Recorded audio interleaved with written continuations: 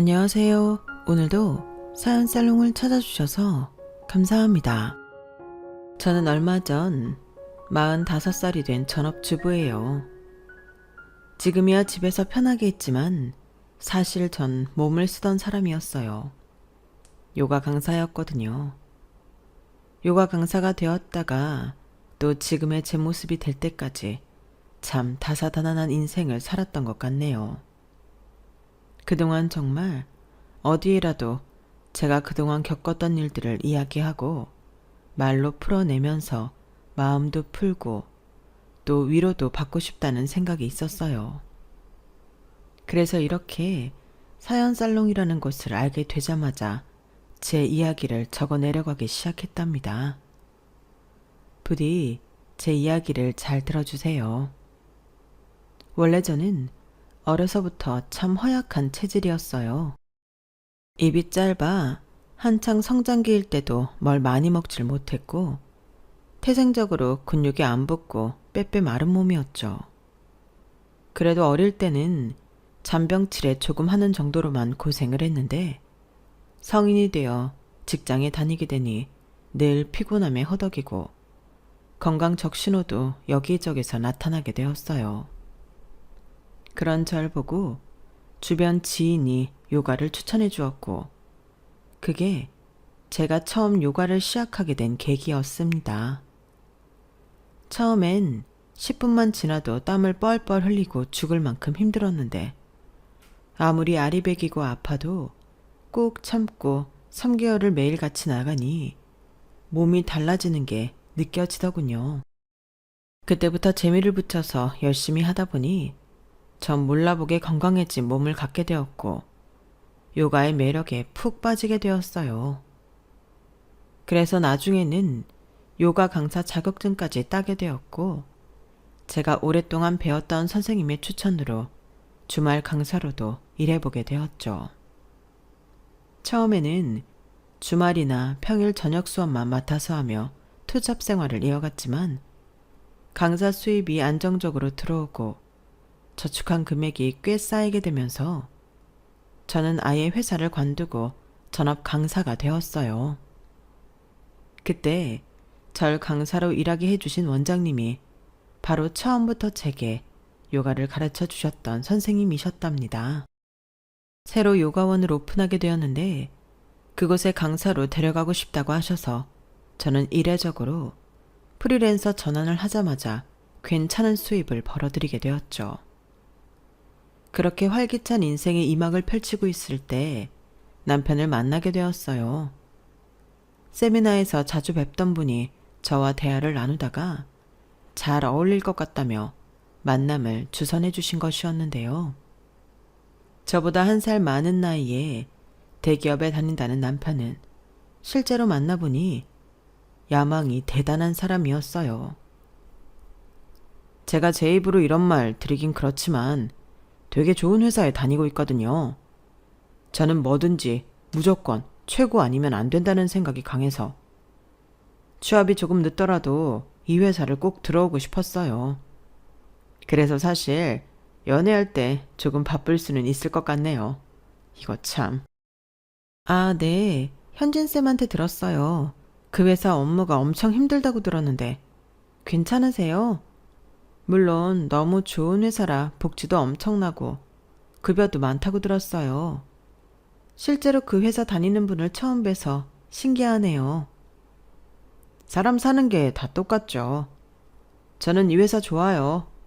아직 1년차 신입이긴 하지만 그래도 어떻게 들어온 회사인데 끝까지 버티려고요. 요즘 친구들 보면 다 해외여행이니 뭐니 하면서 세월 아까운지 모르더라고요. 돈 아까운 줄도 모르고 말이에요. 은정 씨는 어떤 삶을 지향하는 편이세요? 현재를 즐기는 게 중요한 스타일이세요? 아니요. 저도 광활한 스타일이 아니라서 오늘만 보고 사는 편은 아니에요. 원래 직장 다니다가 지금 이렇게 요가 수업하게 된 것도 처음엔 계속 투잡으로만 하려고 했었어요. 지금 원장님 만나서 안정적으로 수업받게 되지 않았다면 아마 아직도 직장 다니고 있었을 거예요. 되게 신중하신 스타일이구나. 은정씨 입맛도 그렇고 얘기 나누다 보니 저랑 되게 잘 통하시네요. 그때 당시는 20대엔 해외여행을 자주 다니고 최대한 젊을 때 많이 놀아야 한다는 생각이 저희 또래 사람들에게 팽배했던 때였거든요. 제 친구들 중에서도 취업을 하기보단 알바나 계약직 일만 하면서 돈이 모일 때마다 여행을 가는 친구들이 있었어요. 하지만 저는 차곡차곡 미래를 준비하지 않으면 불안함을 느끼는 편이었고, 당시엔 드물게도 남편 역시 그런 사람이었던 거예요. 저희는 첫 만남부터 서로에게 동질감과 친밀감을 느낄 수밖에 없었죠. 만나면 만날수록 남편은 미래를 체계적으로 준비해 나가는 듬직한 사람 같았고, 저는 그런 남편이라면 제 미래를 맡길 수 있겠다는 생각이 들었습니다. 저희는 사귄 지 8개월 만에 식을 올리고 부부가 됐어요. 그리고 결혼 1년 차에 저희는 아이를 갖게 되었어요. 남편은 눈물을 글썽일 정도로 기뻐했죠.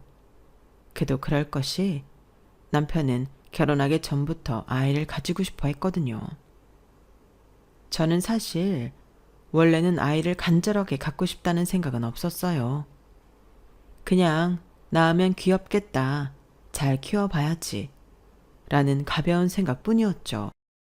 그런데 막상 제 뱃속에 아이가 생겼다는 얘기를 들으니 엄청난 모성애가 생기더라고요.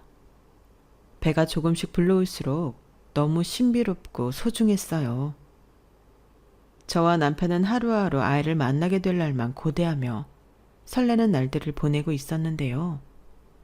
불행은 예기치 못하게 찾아오더군요. 어느 날 갑자기 뱃속이 너무 잠잠한 거예요. 덜컥 불안감이 엄습한 저는 곧바로 산부인과로 달려갔고 청천벽력 같은 말을 듣게 되었죠. 유산을 했다는 겁니다. 저희 부부는 굉장히 큰 충격을 받았고 한동안 깊은 우울감에 빠져 살았어요. 밤에 잠도 제대로 못 잘 만큼 좌절감에 힘들어하는 저에게 남편은 먼저 다가와 위로의 말을 건넸습니다. 여보, 이제 기운 차리고 힘내자. 언제까지 이렇게 실패에 빠져 있을 수만은 없잖아. 다시 잘 노력해보면 이번엔 예쁜 아기를 얻을 수 있을 거야. 처음부터 우리한테 올 아기는 따로 있었는지도 몰라. 저는 남편 품에서 엉엉 울었어요. 그제야 저는 제 자신이 그전에는 그렇게 목 놓아 울지는 못하고 있었다는 걸 깨달았죠. 남편 역시 눈물을 흘렸고 그날 이후로 저희 부부는 다시 아기를 가지려 노력했어요.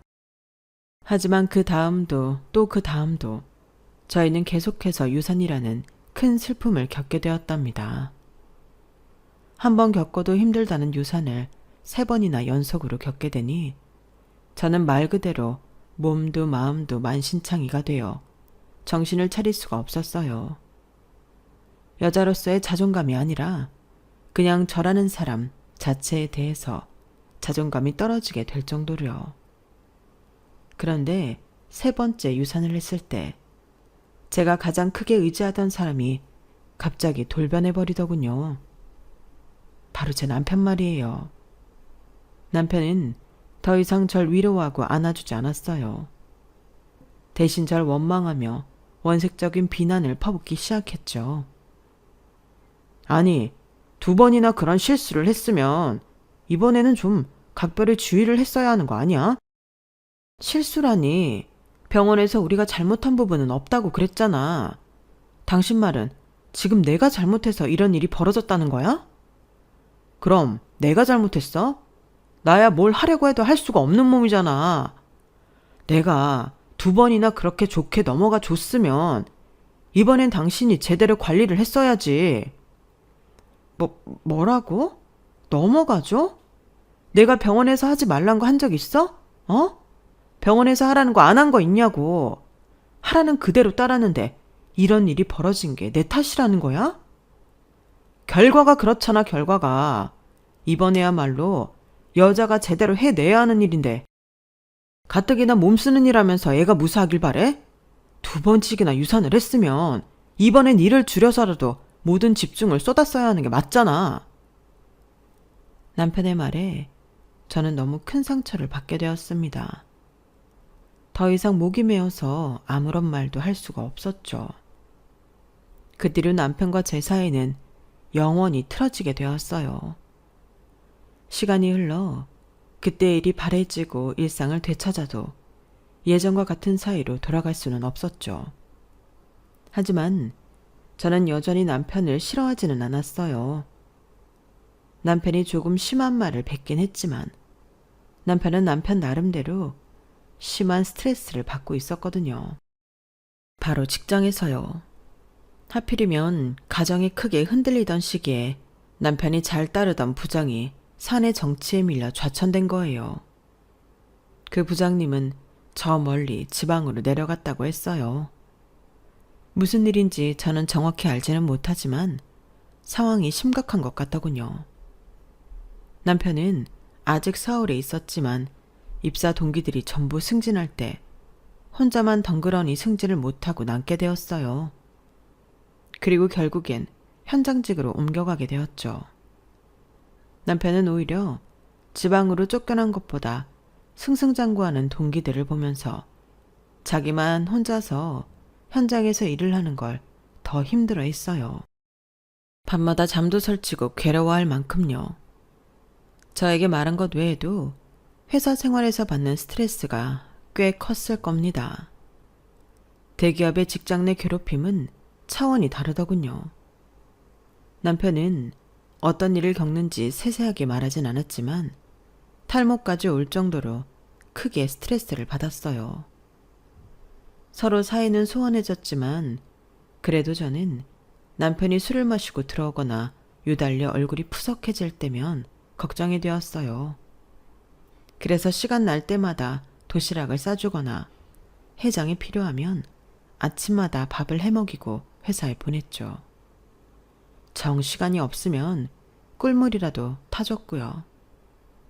살림은 자연히 제가 90%를 담당했고 남편은 주말에 한 번씩 설거지나 빨래를 하는 등 최소한의 일만 도왔지만 그걸 가지고 뭐라고 한 적은 한 번도 없었을 만큼 저는 남편을 위해 맞춰서 살았답니다. 그렇게 3년 정도의 시간이 흘렀고 남편은 드디어 사무실로 다시 복귀할 수 있었어요. 새롭게 줄을 잘 서는데 성공한 것인지 점점 얼굴이 다시 피더군요. 그때쯤 되어서 저희 부부 사이도 조금은 더 가까워지고 남편도 저에게 다시 조금씩 따뜻한 모습을 보이게 되었죠. 우리는 짧지만 두런두런 대화를 나누는 시간도 점차 길어졌고 다시 한번 조심스럽게 아이 얘기를 꺼내게 되었어요. 당시 제 나이가 30대 후반이었기에 저는 더 늦기 전에 지푸라기라도 잡는 심정으로 시도해보자는 생각이 들었죠. 남편은 다시 기대를 하면서도 전과는 다르게 시도 자체에 굉장히 조심스러워하는 기색이었죠. 사실 너무 큰 실패를 겪고 완전히 좌절했던 일에 다시 도전한다는 것은 생각보다 정말 어려운 일이었어요. 머리도 마음도 선뜻 결정이라는 걸 내릴 수가 없었죠. 그렇게 남편과 조심스러운 결정을 고민하고 있던 시기에 제가 일하던 요가원의 원장님께서 저에게 여행을 제안하셨는데요. 요가인들이 정말 많이 가는 여행지 중 하나였고 자연이 아름다운 곳이었기에 저는 고민할 필요도 없이 그 제안을 받아들였어요. 사실 오랜 기간 가까이 지내며 제 사정을 전부 알고 계시던 원장님이 제가 새로운 환경에서 잠시라도 활기를 되찾길 바라는 마음에 기회가 오자마자 저에게 제안을 주신 거였기에 전 너무나 감사하는 마음이었죠. 남편도 좋은 기회라며 잘 다녀오라고 해주었고 여행의 첫 3일은 정말 행복했답니다. 전 그렇게 자유여행으로 해외를 가본 적이 처음이었는데 아름다운 풍경도 마음껏 만끽하고 그런 자연 속에서 다 같이 요가를 하고 건강한 음식을 먹는 것이 너무나 즐거웠어요. 몇 년 동안 쌓여있던 스트레스와 억압감이 전부 해소되는 듯 했죠. 그런데 왜 항상 큰 불행은 가장 행복한 순간에 나타나는 것인지 저는 한순간에 큰 사고를 당하게 되었어요. 숙소로 돌아가는 길에 가로등이 없이 핸드폰 불빛에만 의지하며 걷고 있었는데 그만 발을 헛디딘 겁니다. 그렇게 가파른 언덕도 아니었는데 하필이면 굴러떨어진 그 도로에 지나가던 오토바이에 치였고 저는 심각한 부상을 입고 말았어요. 한국이었으면 바로 119라도 불러 병원으로 달려갔을 테지만 해외에서 이런 큰 사고를 당했을 때는 어떻게 해야 하는지 막막하기만 했죠. 원장님의 비명소리를 끝으로 기억이 나는 건 잘 없네요. 조각난 기억 속에서 원장님이 눈물 범벅이 된 채로 절 부르던 모습과 현지 병원으로 이송되던 장면만 보였던 것 같아요. 저는 사고가 나고 한참 뒤에야 한국으로 옮겨졌고 그제서야 제대로 된 수술을 받을 수가 있었어요. 하지만 이미 시간이 너무 많이 지나버린 뒤였기에 결국 평생 다리를 쓸 수 없다는 절망적인 소식을 듣고 말았어요. 친정엄마가 억장이 무너지는 얼굴로 의사 선생님께 매달려 봤지만 그런다고 달라지는 건 아무것도 없었어요. 해외에서 사고가 난다는 게 얼마나 무서운 일인지 그동안 살면서 모아두었던 재산이 거의 다 거덜났고 몸은 불구가 되어버리더군요. 새하얗게 질린 얼굴로 병원과 회사만 오고 가던 남편도 그때 무너지고 말았죠. 그때까지 시종일관 제 손을 잡아주던 남편은 하반신 마비라는 말에 의자에서 튕기듯이 후다닥 일어나 의사에게 재차 물었어요.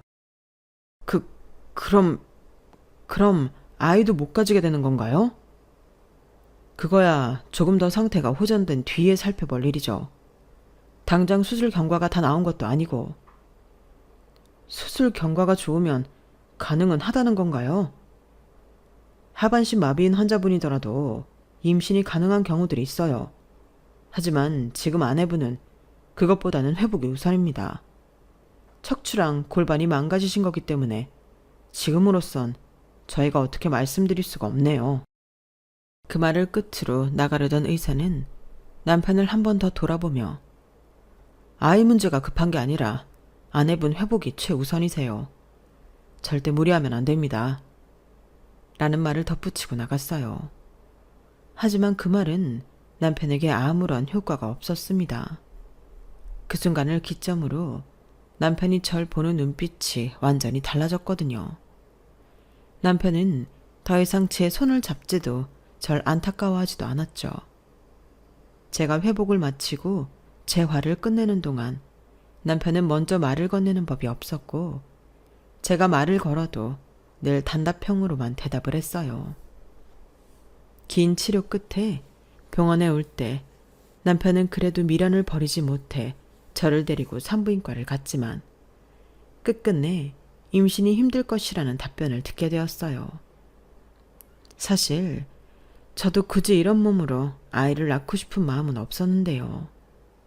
당시 저는 두 다리를 잃은 것만으로도 좌절감이 너무나 큰 상태였기 때문에 임신과 출산 그리고 육아라는 큰 책임감이 필요한 일은 할 수 없을 거란 생각이 있었거든요. 실제로 의사들도 대부분 말리는 눈치였고요. 제 몸 하나 챙기기 어려운데 새 생명을 위한 희생까지 하는 건 불가능해 보였죠. 그래서 산부인과까지 다녀온 이후에 남편에게 더 이상 아이를 낳고 싶지 않다고 말했어요. 설령 낮은 확률로 아이를 가질 수 있다고 해도 시도조차 하고 싶지 않다고요. 남편은 한참 동안 절 말없이 쳐다보더니 이내 알겠다고 했죠. 그리고 그 이후로 남편은 더 이상 아이 얘기는 꺼내지 않았습니다. 모든 치료가 끝난 뒤 저는 휠체어를 타고 집에 돌아왔고 그때 이후로 진짜 지옥 같은 나날을 보내게 되었어요. 더 이상 하던 일을 할 수도 집 밖에 혼자 나가기도 어려워진 저는 하루 종일 집에 혼자 있게 되었는데요. 아무런 할 일 없이 매일같이 침대나 휠체어에만 앉아 있으니 온갖 나쁜 생각만 머릿속에 가득 차더군요. 병원에 있을 때나 가족들과 있을 때에는 그래도 간간히 사람들이 말도 걸고 치료받으러 오가며 할 일이 있었는데 그런 일 자체가 사라지니까 억지로 눌러놓았던 좌절감과 우울감이 전부 터져나오더군요. 화장실을 가고 커피를 마시고 거실에 나가고 집 앞 마트를 가는 등 전에는 당연하게 하던 것들을 이제는 완전히 처음부터 다시 익혀나가야만 했으니까요. 달라진 신체로 산다는 게 이런 의미구나 라는 걸 저는 매 순간 피부로 깨달으며 많이 울고 또 많이 힘들었습니다. 그런데 제가 집에서 그런 힘든 시간을 보내는 동안 남편은 저를 철저하게 외면했어요. 혹시 모를 비상 상황을 예방하기 위한 홈캠만 거실에 하나 덩그러니 설치해두고 애완견만도 못할 정도로 절 방치해버렸죠. 몸이 불편해진 이후로 오히려 집에 더 잘 안 들어오는 것 같았어요. 어쩌다 일찍 들어와도 식사는 반드시 밖에서 먹고 왔고 저는 철저히 무시한 채 거실에서 맥주를 마셔댔어요. 술주정을 하고 잔뜩 취할 정도로 술을 마셔도 다음 날이면 어김없이 출근을 했고 심지어 주말에도 자처해서 일을 하러 나가니 저는 남편에게 도움을 하나도 받을 수가 없었죠. 그러다 보니 자주 씻지도 못하고 외출도 하지 않으면서 그저 집에서 아무것도 안 하고 지냈는데요. 하루는 평소처럼 배달 음식을 시키려고 하는데 카드 결제가 안 되는 거예요. 사고 이후로는 쭉 남편 카드를 사용하고 있었기 때문에 저는 남편에게 연락해서 점심을 시켜 먹으려고 하는데 결제가 안 된다고 말했어요. 아, 내가 말 안 했나? 그거 한도 20만 원이야. 뭐? 그런 거면 미리 말을 해줬어야지. 그럼 당장 식사를 어떻게 하란 말이야? 밖에 마트 가서 사 먹거나 아님 집에서 해 먹으면 되잖아. 내가 어떻게 그래. 지금 나는 라면 하나 끓이기도 어려운데. 휠체어 탄 지 몇 달이 지났는데 여태 라면 하나를 못해. 그게 자랑이야? 못하면 해버릇 해야지. 아니, 어떻게 돈 한 푼 안 벌면서 매번 배달시켜 먹을 생각을 하냐? 너무 양심 없는 거 아니야? 남편의 말에 저는 그동안 참아왔던 게 폭발하고 말았어요. 나 몸 불편한 거 뻔히 알면서 한 번을 도와주는 법도 없이 정말 너무한 거 아니야? 당신이 남보다도 못해. 오늘은 샤워 한 번 하는데 반나절이 걸렸어. 근데 어떻게 밥도 제대로 못 먹게 할 수가 있어? 내가 못해준 게 뭐가 있다고 소리를 질러. 뼈 빠지게 일해서 번 돈 당신이 아무런 대가도 없이 몇 개월 동안 써와도 내가 한마디를 뭐라고 한 적이 있어? 내가 당신 몸 불편한 뒤로 내조를 바라기래 살림 잘하기를 바래. 그냥 당신 몸은 당신 스스로가 알아서 챙기라고. 혼자 집에서 놀고 먹으면서 식비에만 20만 원 넘게 쓰겠다는 거. 그 심보 자체가 너무 뻔뻔하잖아.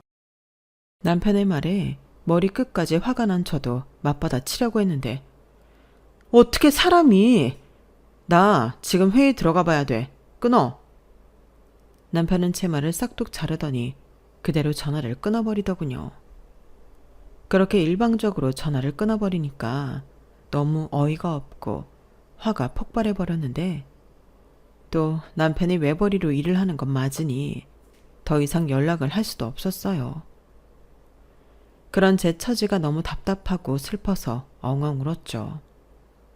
남편은 그렇게 크게 싸워놓고 퇴근 후 집에 와서도 저한테 한마디도 하지 않았고 그저 평소처럼 지냈어요. 시간이 지나면서 저는 남편이 저를 전혀 신경 쓰지 않는 그런 모습들로 인해 우울증이 더 극심해졌답니다. 하루 종일 집에서 아무것도 안 하고 있으니 점점 꼴이 말이 아니게 되었어요. 조금 멀쩡한 노숙인 정도라고 보면 되려나요? 그러다 보니 명절이고 생일이고 뭐고 친정 가족들한테도 친구나 지인에게도 아무에게도 연락을 안 했죠. 왜 이렇게 힘들게 아등바등 살아야 하는지 모르겠다는 생각을 하루 종일 했어요. 그러다 보니 어느 날은 번뜩 이러다가 정말 제 자신이 위험한 행동을 할지도 모르겠다는 무서운 생각이 들더라고요. 그날은 갑자기 왜 그런 생각이 들었는지 모르겠네요. 어쨌든 저는 살아야겠다는 생각이 들자마자 본능적으로 남편에게서 벗어나야겠다고 생각했어요. 저는 몸부터 씻고 깨끗한 옷으로 갈아입기 시작했고 그 다음날 큰맘 먹고 외출을 해서 이혼 서류를 꾸며왔습니다. 그리고 저녁에 남편이 돌아오자마자 이혼 서류를 내던졌어요. 남편은 의아한 표정으로 종이를 집어들더니 그게 이혼 서류라는 걸 알아차리곤 하! 하고 기가 차다는 듯이 한숨 섞인 짜증을 냈죠. 이게 뭔데? 지금 뭐 하자는 건데? 보면 몰라? 뭐 하긴 뭐해? 이혼하자는 거지. 당신, 지금 당신이 무슨 소리를 하고 있는 건지 알기나 해?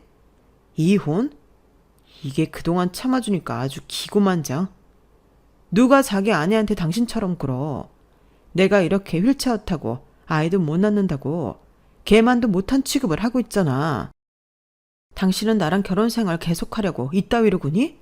내가 싫어서 발악하는 거 아니야? 그러니까 소원대로 이혼해 주겠다고. 당신 이렇게까지 세상 물정 모르고 순진한 인간이었어? 아니면 집에만 있다 보니까 지능이 떨어지기라도 한 거야? 이 여편네야, 이혼도 돈이 있어야 하는 거야. 하, 참나. 진짜 그나마 남아있던 정도 싹 사라지게 하네.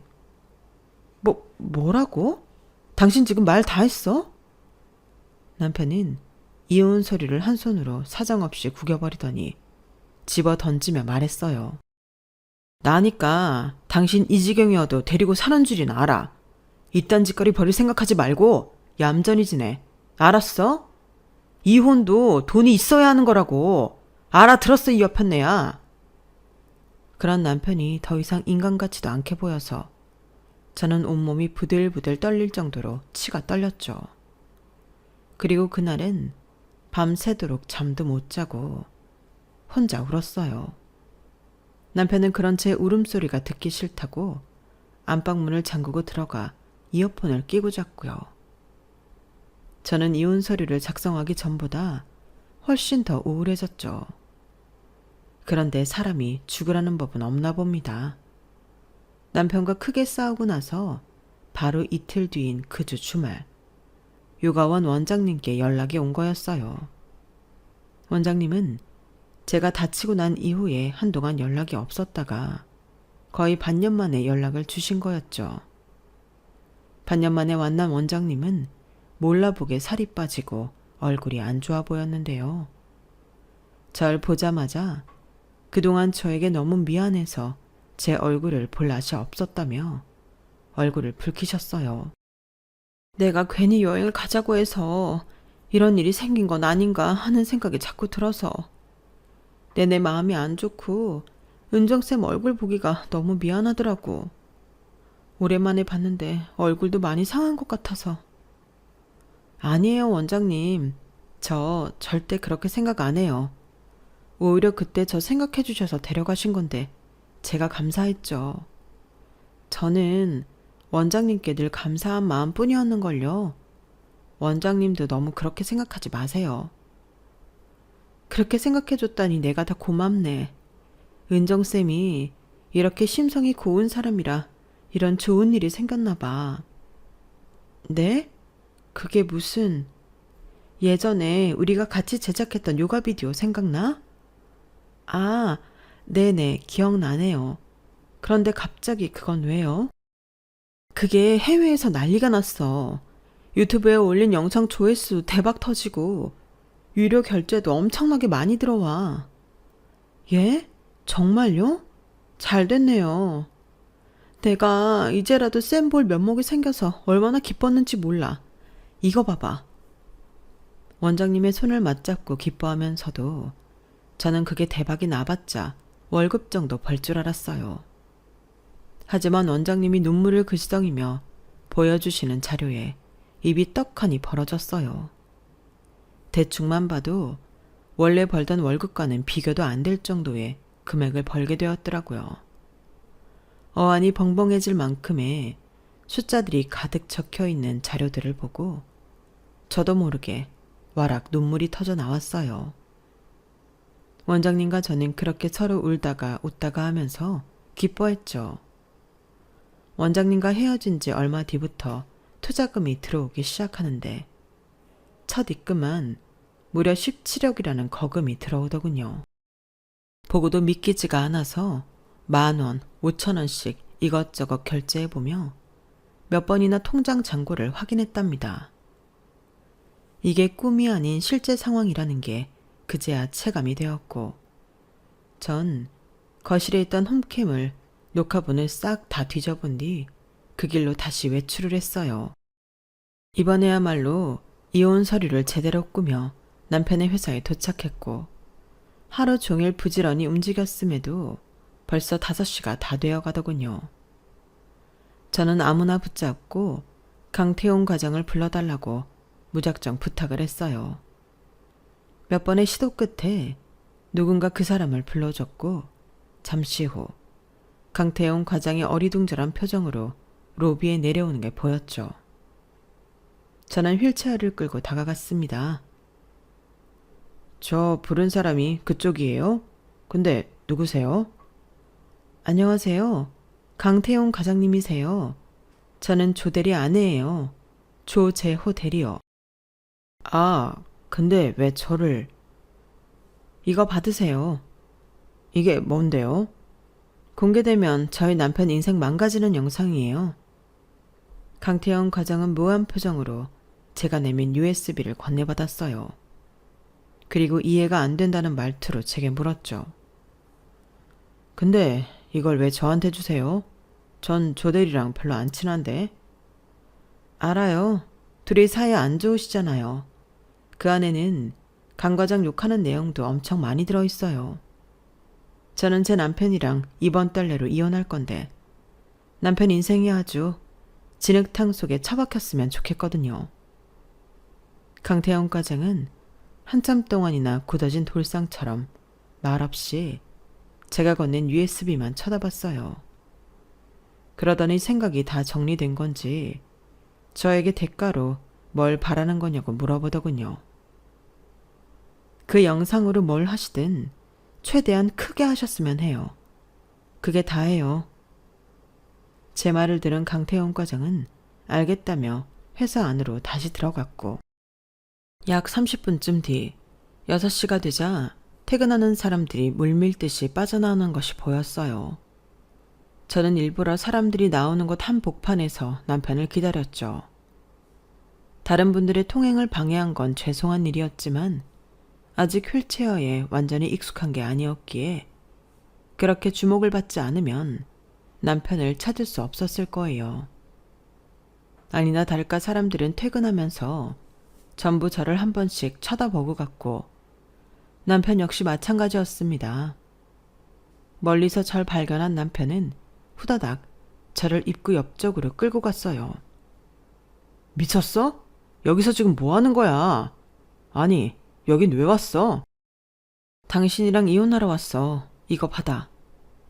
남편은 제가 건네는 이혼 서류를 보지도 않고 집어 들자마자 북북 찢어버리더니 가방 안에 얼른 집어넣어버리더군요. 내가 말했지. 이혼도 돈이 있어야 하는 거라고. 지금 이딴 소리나 짓거리려고 여기까지 찾아왔다는 거야? 있어, 돈. 엄청나게 있어. 저는 핸드폰 통장 잔고 화면을 띄운 채 남편을 보여주며 말했습니다. 남편은 제 핸드폰을 낚아채서 보더니 믿을 수 없다는 듯이 절 보더군요. 이거 어디서 났어? 당신 알 바 아니고 이제 당신 걱정이나 해. 당신 말대로 돈이 생긴 거니 아무 눈치 안 보고 맘대로 이혼할 수 있거든. 그냥 헤어지기 전에 당신이 그렇게나 자랑스러워하던 회사가 어떤 곳인지 구경이나 하러 온 거야. 순진하긴. 당신이 이 돈이 생겼으면 나야 땡큐지. 이혼하면 당신 재산 중 상당 부분을 나한테 분할해줘야 하는 거 알지? 다야말로 이혼이 소원인 사람이야. 당신도 이렇게 소원이라면 내가 당장 내일이라도 도장 찍어줄 수 있지. 그래, 하자 이혼. 어? 누가 순진한 건지. 누가 당신한테 유리하게 이혼한대. 당신이 쓰레기 같은 인간이라는 거 진작에 알았지만 이렇게 얄팍하고 어리석은지 다시 한번 알게 됐으니 됐어. 난 간다. 알아서 잘 살던지 해. 저는 그 말을 끝으로 남편의 회사에서 나와버렸답니다. 그리고 그 길로 친정집으로 돌아가서 친정엄마께 그동안 있었던 일들을 다 털어놓았어요. 친정엄마는 제 말을 듣고 절 안고 한참을 우셨죠.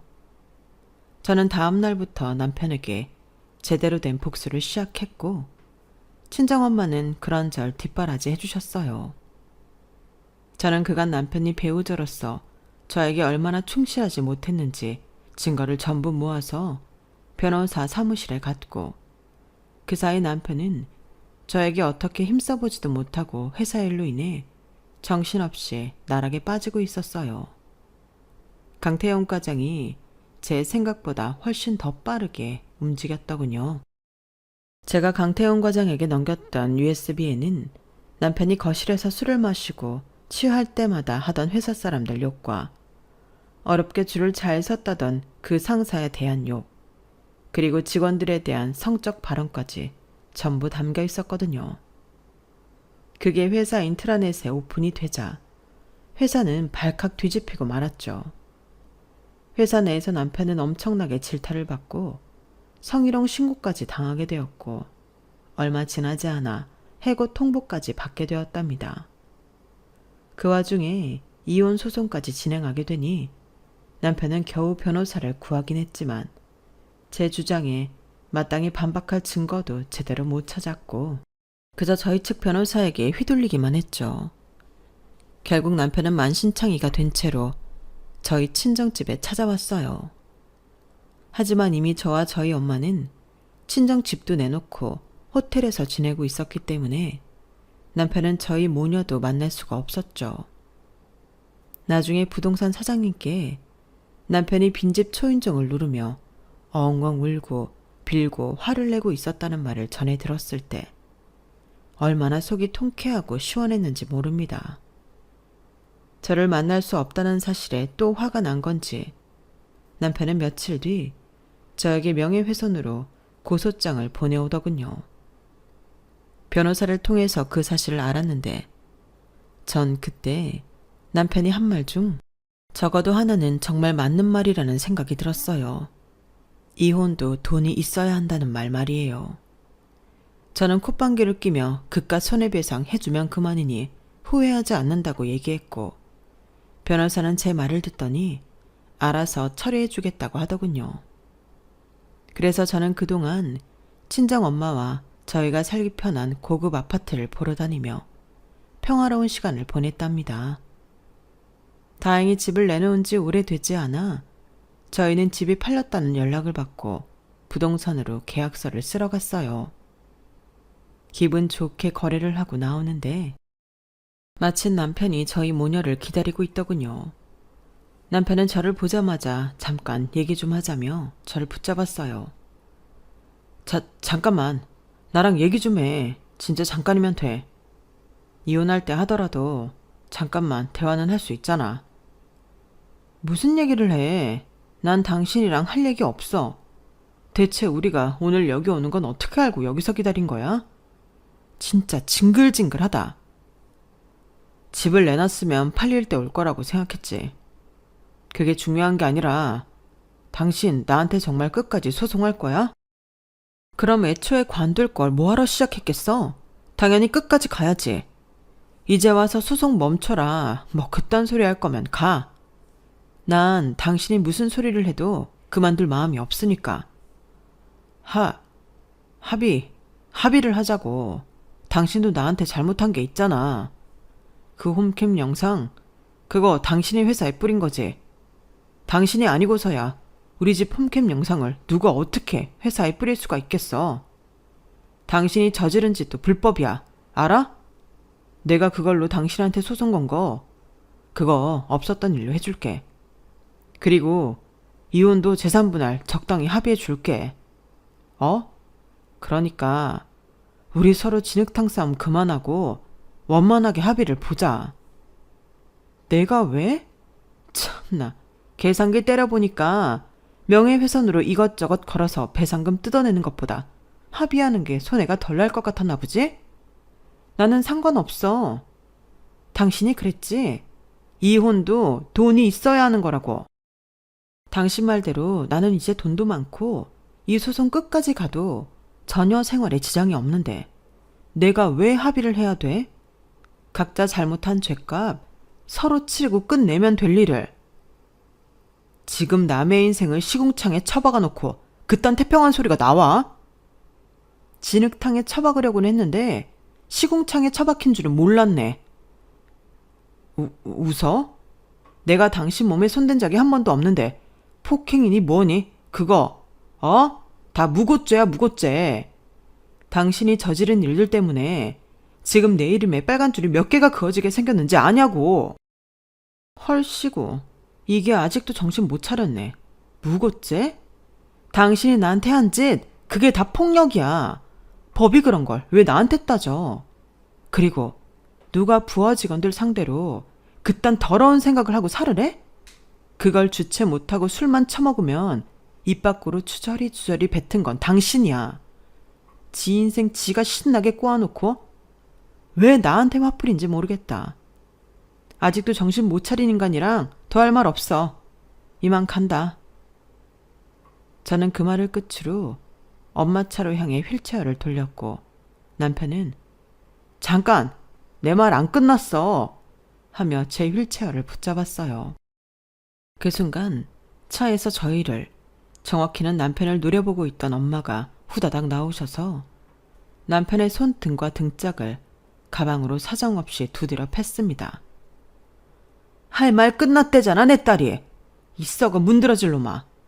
네가 어디 감히 내 딸한테 또 함부로 굴려고 해. 어디 내 딸 휠체어에 손을 대냐고, 이 금수 같은 놈아.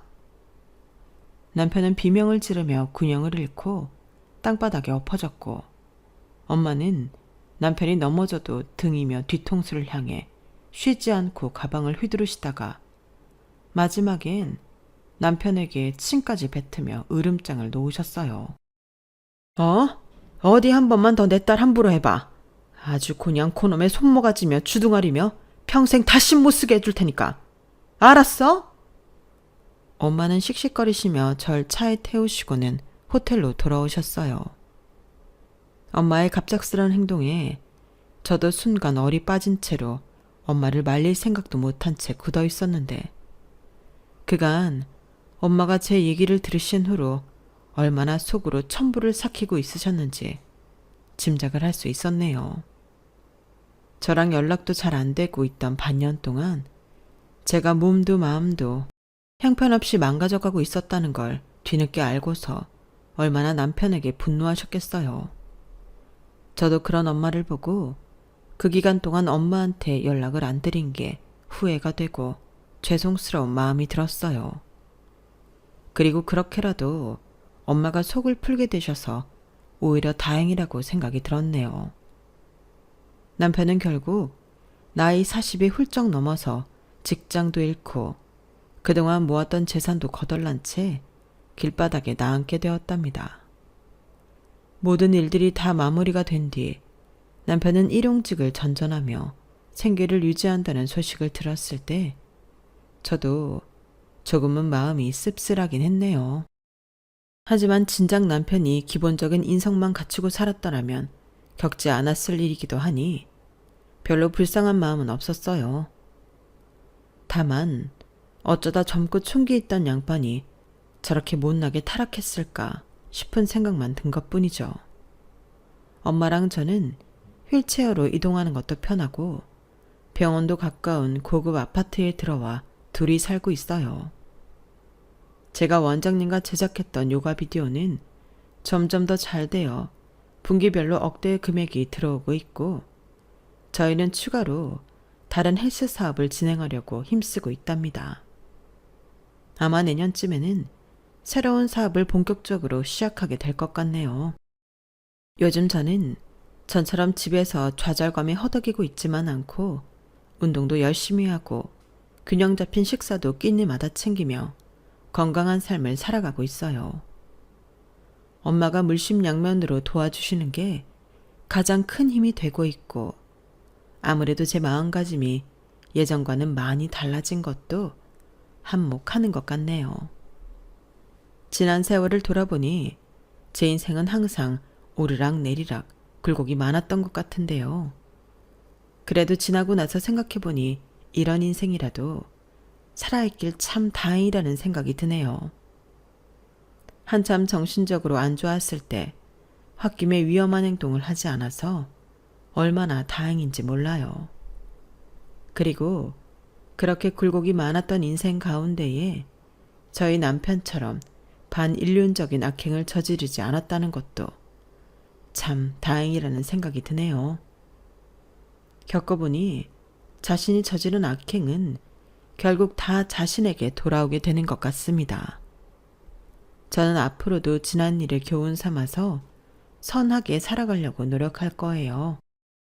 지금까지 제 이야기를 들어주셔서 감사합니다.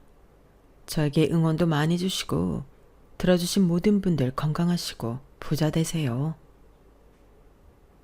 여러분, 사연 댓글에 응원과 현명한 조언 부탁드려요. 좋아요와 구독은 저에게 큰 힘이 됩니다. 오늘도 좋은 일 가득하세요.